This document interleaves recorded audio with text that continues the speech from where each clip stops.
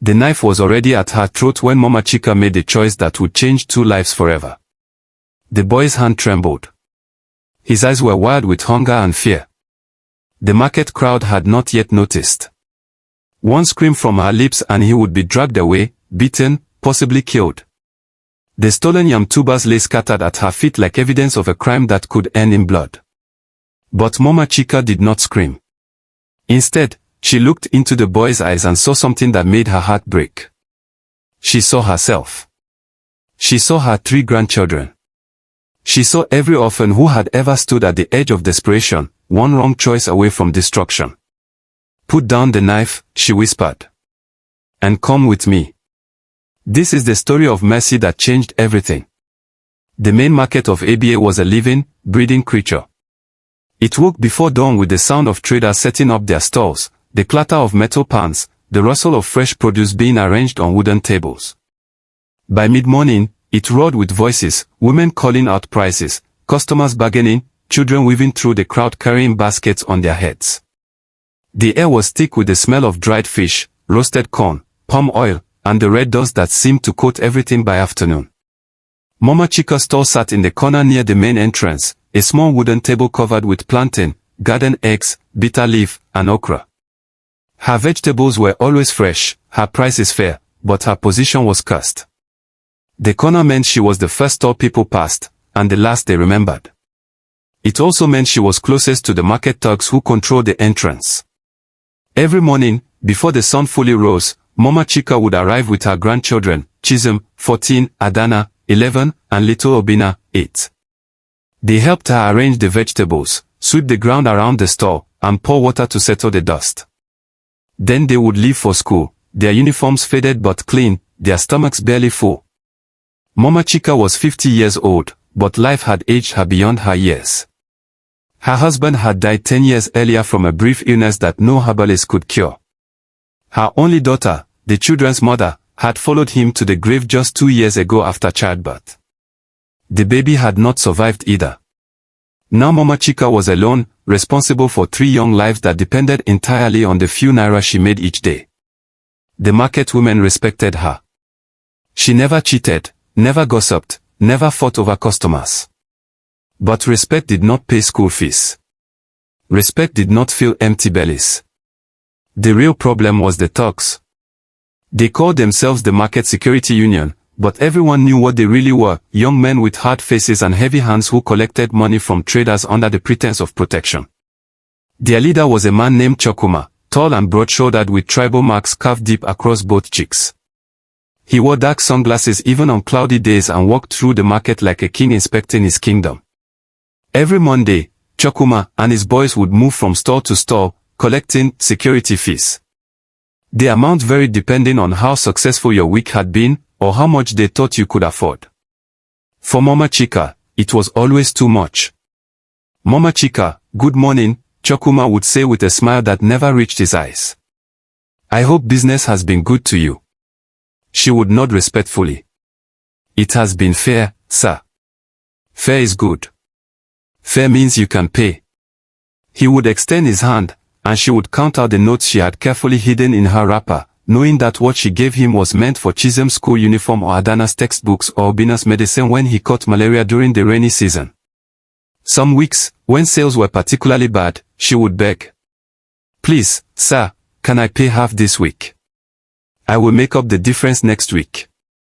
Chokuma's smile would vanish. "You want to disrespect me, Mama? You want my boys to think I am weak?" His voice would drop lower. "Pay. Or close your store." And she would pay, every single time, even when it meant going home with nothing.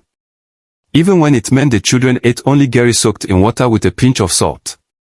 One evening, Chisholm came home from school with a letter. He handed it to his grandmother without speaking, his young face heavy with worry. Mama Chika opened the sealed envelope and read slowly, her lips moving as she traced each word. "Dear parent/guardian. Your child's school fees for this term remain unpaid. If payment is not received within 2 weeks, the child will no longer be permitted to attend classes.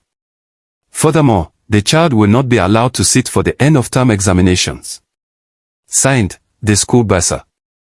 Mama Chika folded the letter carefully and placed it on the small wooden table in their one-room apartment. She did not cry. She had learned long ago that tears solved nothing. Will they send us away, Grandma? Adana asked quietly. No, Mama Chika said firmly. I will find the money. You will stay in school. But she did not know how. She had already sold everything of value, her late husband's wristwatch, her daughter's gold earrings, even the wedding wrapper that had been passed down through 3 generations. All that remained were her store, her vegetables, and her prayers. That night, she knelt on the hard floor and spoke to God in a voice so soft it was almost a whisper. Father, I am tired. My body aches, my heart is heavy, and I do not know what to do.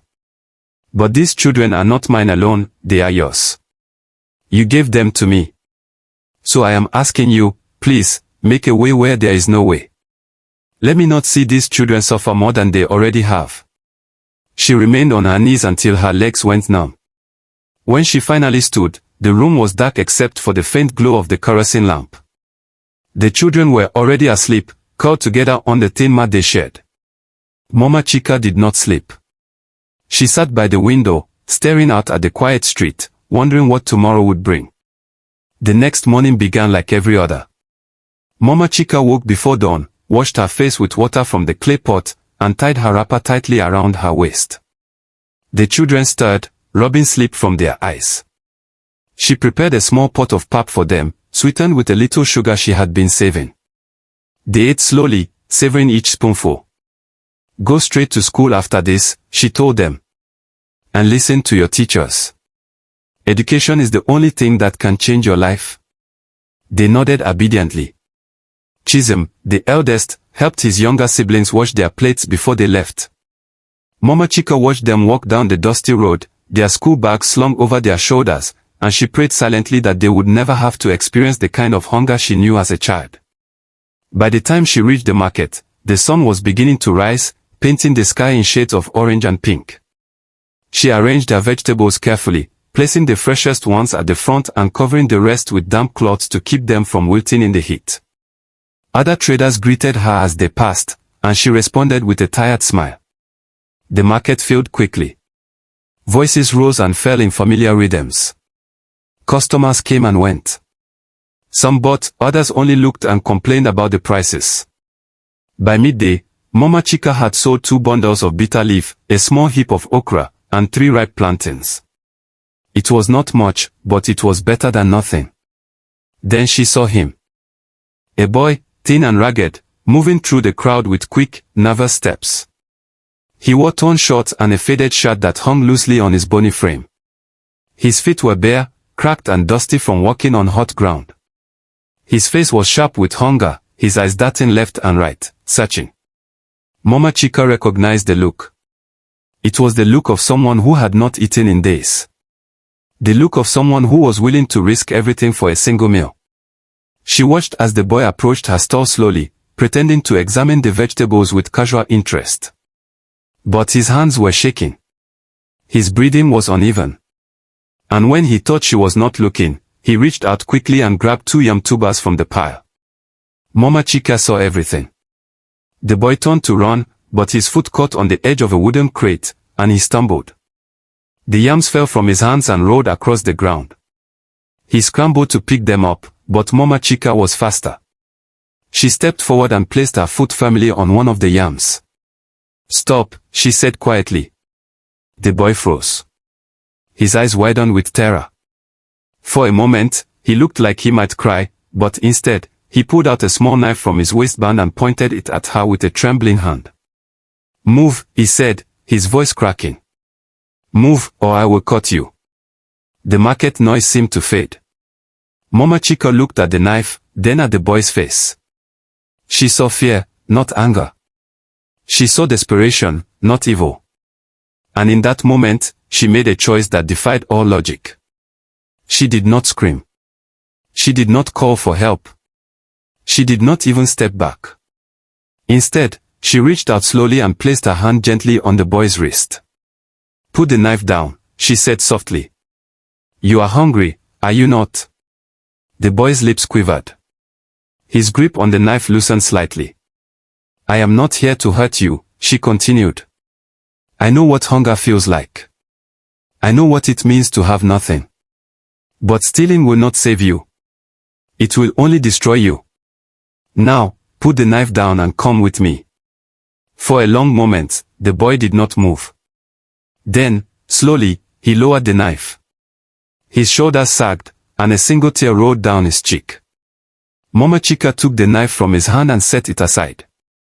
Then she bent down, picked up the yams, and placed them back on her store. She reached into the small basket beneath the table and pulled out a wrap of roasted plantain and ground nuts she had brought for her own lunch. Here, she said, handing it to him. Sit down and eat. The boy stared at her in disbelief. You are not angry. Sit, she repeated gently. He sat on the ground beside her store, unwrapped the food with shaking hands, and ate. He ate like someone who had forgotten what food tasted like. He chewed slowly at first, then faster, stuffing pieces of plantain into his mouth as if afraid someone would take it away. Mama Chika watched him in silence. When he finished, she poured him water from her clay pot, and he drank deeply, gasping for air between gulps. What is your name? She asked. Emeka, he said quietly, wiping his mouth with the back of his hand. Where are your parents, Emeka? His face darkened. They are dead. Both of them. I have been on the streets for 2 years. Do you have anyone? Uncles. Aunties. He shook his head. No one. I sleep under the bridge near the river. I eat whatever I can find or steal. Mama Chika's heart ached. She thought of her own grandchildren, safe in school, and imagined what would have happened to them if she had not been there. You cannot continue like this, she said. Stealing will get you killed one day. There are men in this market who would beat you to death without thinking twice.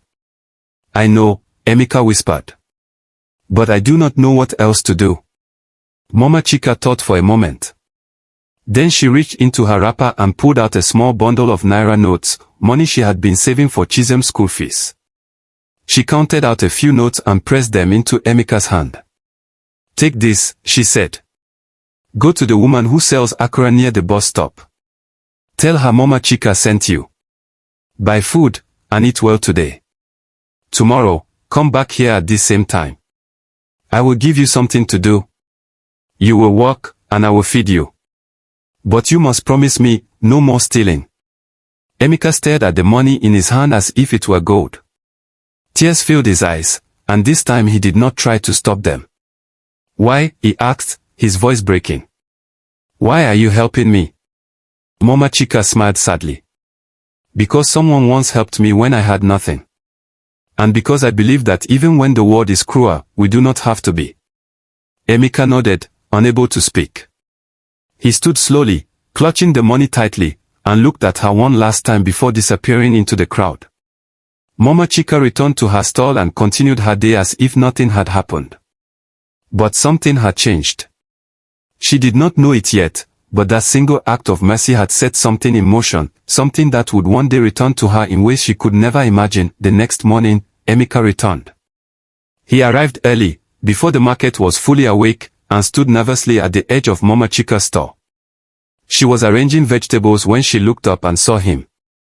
He had washed his face and combed his hair with his fingers, but his clothes were still the same, torn and faded. Good morning, Ma, he said, his voice respectful. Good morning, Emeka, she replied with a warm smile. You came. Yes, Ma. You said I should come. And you kept your word. That is good. She handed him a broom made of dried palm fronds. Sweep around the store. Make sure the ground is clean.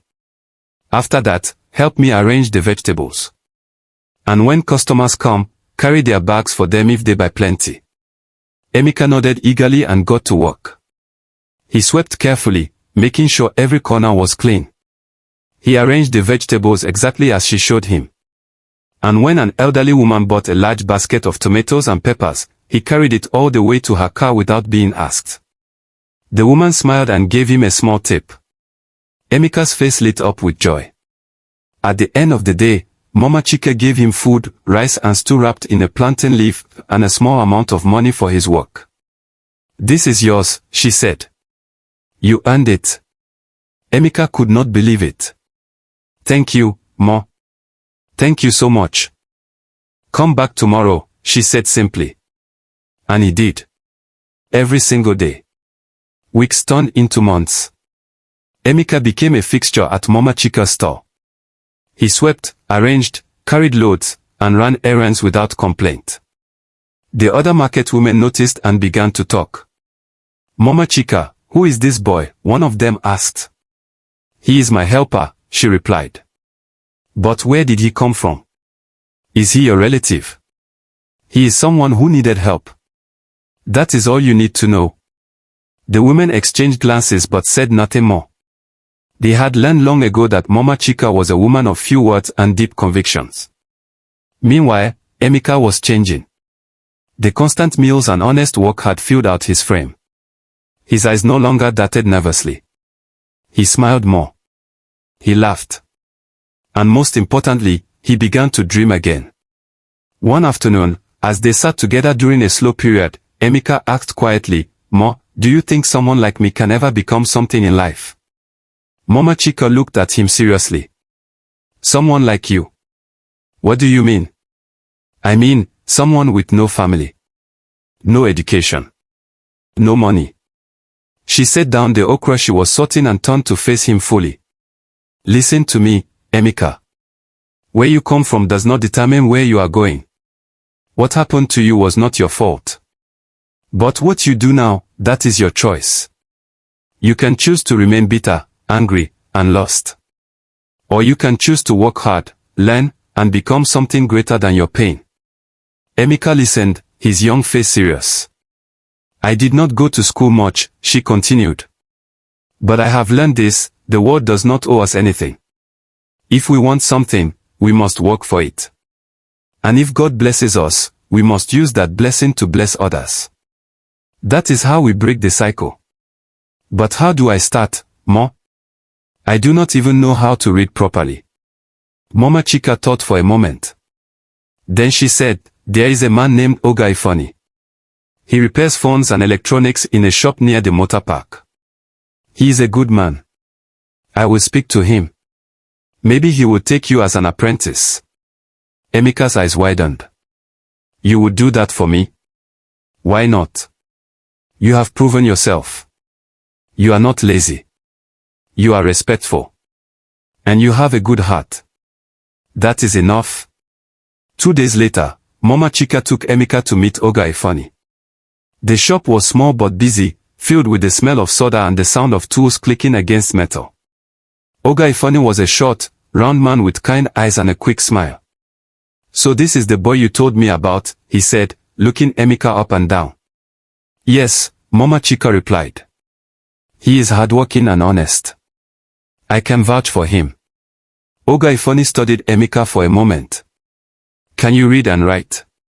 "A little, sir," Emeka admitted. "Can you follow instructions?" "Yes, sir." "Can you keep your hands steady?" "Yes, sir." Oga Ifani nodded. "All right. Come tomorrow morning. I will try you for 1 week.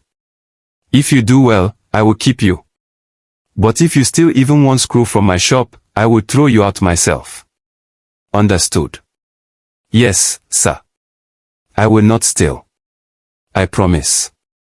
And he kept that promise. For the next 3 years, Emeka worked under Oga Ifani, learning the trade of phone and electronics repair. He was a quick learner, his hands steady and precise. He memorized the names of parts, the functions of circuits, the tricks of troubleshooting. Oga Ifani was impressed. "This boy has talent," he told Mama Chika one day. "He is better than some of the boys I have trained for 5 years. Mama Chika smiled. "I told you he was special." During those 3 years, Mama Chika continued to support Emeka in small ways. She fed him when he was hungry. She encouraged him when he was discouraged.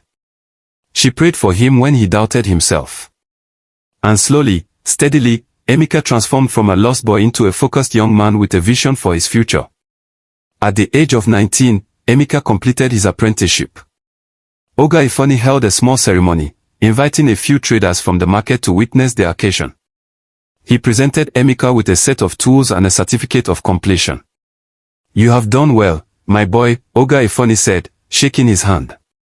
"Now go and make something of yourself." Emeka bowed respectfully. "Thank you, sir. I will never forget what you have done for me." He turned to Mama Chika, who stood at the back of the shop with tears in her eyes. "And you, Ma," he said, his voice thick with emotion. "You saved my life. I was ready to die on those streets. But you saw me when no one else did. You fed me when I was hungry. You gave me hope when I had none. I promise you, one day, I will repay you." Mama Chika shook her head. "You owe me nothing, Emeka. Just live well. That is enough." But Emeka did not forget. 7 years passed. In that time, Emeka's life changed in ways that even Mama Chika could not have predicted. He started small, repairing phones for people in the neighborhood, building a reputation for honest work and fair prices. Word spread. Soon, customers were coming from other parts of the city. He saved every kobo he earned, living frugally, reinvesting in his business. Within 3 years, he opened his own shop, a proper one with glass doors and bright signage that read, "Emeka Electronics, Trusted Repairs and Sales." By the 5th year, he had expanded. He now sold new phones, laptops, and accessories. He employed 3 young apprentices, teaching them the same way Oga Ifeanyi had taught him.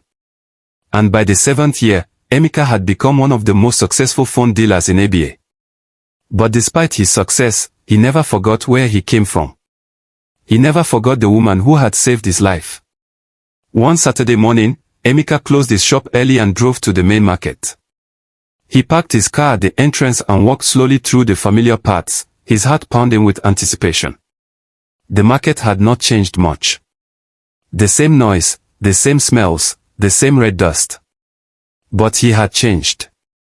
He wore a crisp shirt and trousers, polished shoes, and carried himself with the quiet confidence of a man who had earned his place in the world. He reached Mama Chika's stall and stopped. She was there, older now, her hair grayer, her back a little more bent. But her hands were still busy arranging vegetables, and her voice was still kind as she spoke to a customer. Emeka stood at a distance, watching her, his eyes filling with tears. When the customer left, he stepped forward. "Good afternoon, Ma," he said softly. Mama Chika looked up, squinting slightly. Her eyes widened as recognition dawned. "Emeka," she whispered. "Yes, Ma. It is me." She stood slowly, her hands trembling. my son, is it really you?" "Yes, Ma." He knelt before her, just as he had done so many years ago, and took her hands in his. "I have come back." Tears streamed down Mama Chika's face. "Look at you. Look at how you have grown. You have become a man." "Yes, Ma. Because of you?" She shook her head. "No, because of God. And because you chose to change." "But you gave me the chance to change," he said firmly. "You did not see a thief that day. You saw a boy who was hungry. And you fed me. Not just with food, but with hope." Mama Chika wiped her eyes. "I am so proud of you, my son." Emeka smiled. Then he stood and reached into his pocket. He pulled out a thick envelope and placed it gently in her hands. "What is this?" she asked, confused. "Open it." She opened the envelope slowly. Inside were several documents and a stack of cash. Her hands shook as she read the papers. One was a receipt showing full payment of school fees for Chisem, Adana, and Obina, not just for this term, but for the next 4 years, including university expenses. Another was a lease agreement for a new shop in the center of the market, already paid for 2 years in advance, registered in her name. The cash was more money than she had ever held in her life. Mama Chika's legs gave way. Emeka caught her before she fell, guiding her gently to sit on the small wooden bench beside her store. "Emeka. I I do not understand. Ma, he said, kneeling before her again. For 7 years, I have worked hard. God has blessed me beyond measure. And I made a promise to myself that when I succeeded, the first person I would bless would be you. Your grandchildren will never be sent home from school again. You will never have to struggle in this small corner again. And most importantly, you will never go hungry again. Mama Chika wept openly now, her body shaking with sobs. My God is faithful. Emeka held her hands tightly. You planted mercy in my life when I was nothing. Today, that mercy has blossomed into gratitude. Everything I am, I owe to you. Word of Emeka's return spread through the market like wildfire. Traders gathered around Mama Chika's store, some weeping, others clapping and praising God. Even Chokuma, the market thug who had tormented her for years, stood at a distance, watching in silence. Emeka addressed the crowd. I want everyone here to know, he said, his voice steady and clear, that this woman saved my life. 7 years ago, I was a thief. I was desperate, angry, and ready to die. But instead of calling for help, instead of having me beaten or arrested, she fed me. She gave me work. She gave me hope. And because of that one act of kindness, I am standing here today as a changed man. He turned to Mama Chika. Ma, you taught me that mercy is stronger than judgment. You taught me that one person's kindness can change the course of another person's life. I will spend the rest of my days trying to be like you. The crowd erupted in cheers and applause. Women ululated. Men shouted praises. And Mama Chika, overwhelmed by it all, could only bow her head and thank God. That evening, as the sun set over the market, painting the sky in shades of gold and crimson, Mama Chika sat in her new shop, a proper shop with shelves, a roof, and a door that locked. Her grandchildren sat beside her, reading the documents Emeka had given them, their faces glowing with joy. Grandma, Chisholm said softly, we are going to university. Yes, my child, she whispered. God has answered our prayers. Little Obina looked up at her. Grandma, who was that man? The one who gave you all this money. Mama Chika smiled through her tears. That man was once a boy who tried to steal from me. But instead of punishing him, I fed him. And today, he has fed us. Why did you feed him, Grandma? Adana asked. Mama Chika looked at her grandchildren, her heart full. Because, my children, mercy planted in youth blossoms in gratitude. Always remember, what you give to others, no matter how small, will one day return to you in ways you cannot imagine. Not because people owe you, but because heaven sees everything. And heaven always rewards a kind heart. The children nodded solemnly, understanding in a way that only the young can when truth is spoken with love. That night, as the market grew quiet and the stars appeared one by one in the darkening sky, Mama Chika knelt in her new shop and prayed. Father, I do not know what I did to deserve this blessing. But I thank you. You saw my tears. You heard my cries. And you sent an answer in the form of a boy I almost called a thief. Forgive me for almost judging him. And thank you for teaching me that mercy is never wasted. She remained on her knees for a long time, her heart overflowing with gratitude. Somewhere across the city, in his own home, Emeka knelt too, thanking God for the woman who had seen him not as he was, but as he could become. And in that moment, two prayers rose into the heavens, one of thanksgiving, the other of praise, woven together by a single thread of kindness that had refused to break, even when the world demanded cruelty.